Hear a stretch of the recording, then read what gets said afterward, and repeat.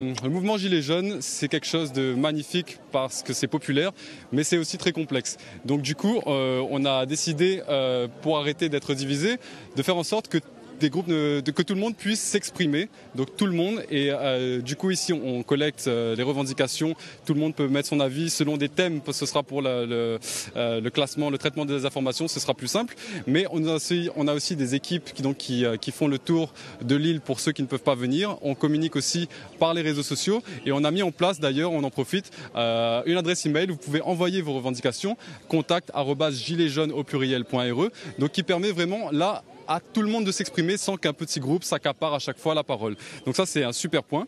Okay. Ensuite, deuxièmement, là, on va mettre en place une délégation de Gilets jaunes. Donc ce sera des porte-paroles qui représenteront toute l'île et ce sera sans étiquette politique ou syndicale. Là c'est vraiment toute classe sociale. Il y a des chefs d'entreprise ici, il y a des demandeurs d'emploi, il y a des fonctionnaires, il y a même des forces de l'ordre qui sont en congé. Voilà, donc en fait tous les Gilets jaunes on semble déjà, donc on est d'accord sur plein de points, donc je vous dis vite fait les thèmes, la vie chère, la politique, les taxes, la santé, les emplois, retraite, l'environnement, l'agriculture, les transports, l'éducation, etc.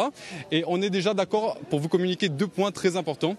Premier point, on aimerait que le préfet, quand il reçoit la délégation de Gilets jaunes, il soit filmé, il soit en direct. Parce qu'en fait, il faut arrêter que ce soit juste un petit groupe qui ait le privilège de voir ce qui se passe. Toute la population réunionnaise a le droit de le voir en direct. C'est ça, assumer son rôle de préfet. Deuxième point, il y a des pétitions qui circulent depuis ce matin. Là, tout le monde s'est mis d'accord. Ce qui nous ferait avancer vraiment à l'échelle nationale, ce serait la mise en place d'une loi de référendum populaire, comme ça existe déjà en Suisse, en Californie, dans plein d'autres endroits, qui permet au peuple, avec un nombre de signatures suffisant, de faire passer des lois sans dépendre de la volonté du président de la République, de l'Assemblée nationale ou même de l'Union européenne. Ça, ce serait une façon de court-circuiter pour nous des élus qui ne nous entendent jamais, qui ne sont jamais là quand il le faut. On voit qu'il y a beaucoup d'idées qui jaillissent.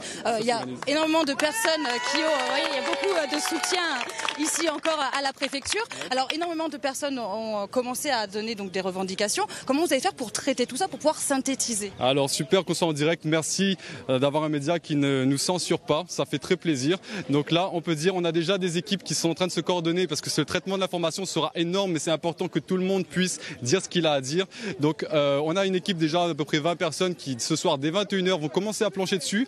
On fait appel aussi à des groupes d'étudiants, à tous ceux qui ont la volonté, qui ont ces capacités à s'organiser, à venir nous rejoindre. On va se structurer et on est en train de mettre ça en place. Ça a enfin un sens et tout ce qu'on demande, c'est que la discussion, elle a déjà été ouverte hier, c'est ce qui est super et c'était pas du tout figé en fait. Là aujourd'hui, c'est la continuité de ce qui a été mis en place hier et on lâche pas les choses. Voilà. Le mouvement se structure, on le voit. Se structure vraiment, ça prend vraiment une forme structurée. Le préfet est venu ce matin nous dire que la discussion est ouverte, c'est déjà une très bonne chose pour nous, c'est de la reconnaissance, où sont nos élus, tout ça. S'ils sont là, ils peuvent venir mais sans étiquette politique, ils sont là, ils sont avec le peuple, c'est pas des syndicats, c'est pas des politiciens, c'est des gens du peuple, sinon on n'a pas besoin d'eux.